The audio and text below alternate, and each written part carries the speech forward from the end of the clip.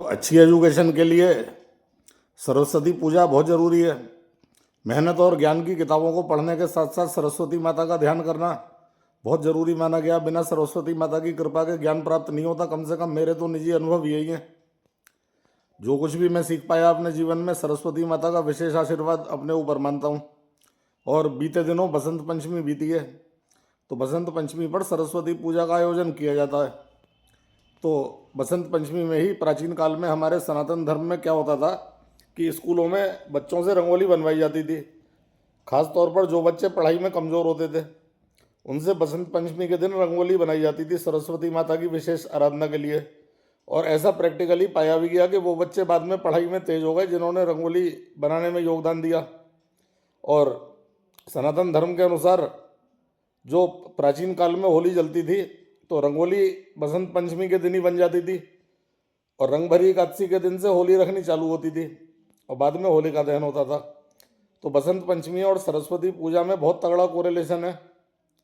तो बसंत पंचमी पर जरूर सरस्वती माता के चित्र के आगे नमन करके सुबह उठ करके नहा धो के और एक बेसन का लड्डू जरूर उन्हें अर्पण करें, जिससे कि सरस्वती माता की विशेष कृपा प्राप्त हो और बच्चे जो हैं ज़्यादा ज्ञानवान बनेंगे और उन्हें सही दिशा में मेहनत करने की प्रेरणा सरस्वती माता की कृपा से मिलती है।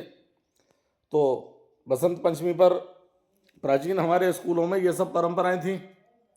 उसमें हम लोगों से सरस्वती पूजन के साथ साथ रंगोली बनवाई जाती थी स्कूलों में ही, और हम लोग घरों में भी रंगोली बनाते थे।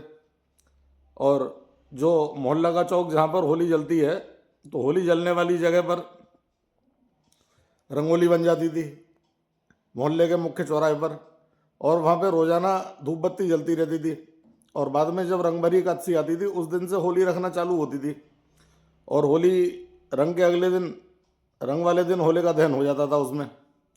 तो ये परंपराएं प्राचीन सनातन की हैं।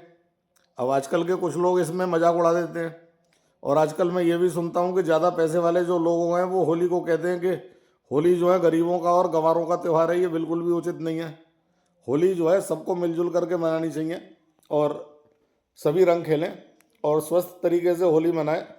हाँ, ज़्यादा शराब का प्रचलन और ज़्यादा गाली गलौज करना त्यौहार के दिन वो अच्छा नहीं है। एक दूसरे से मित्रवत भाव से होली मिलें और खेलें। रंग खेलना तो बहुत अच्छा माना गया है और ब्रज की होली तो बहुत फेमस रही है।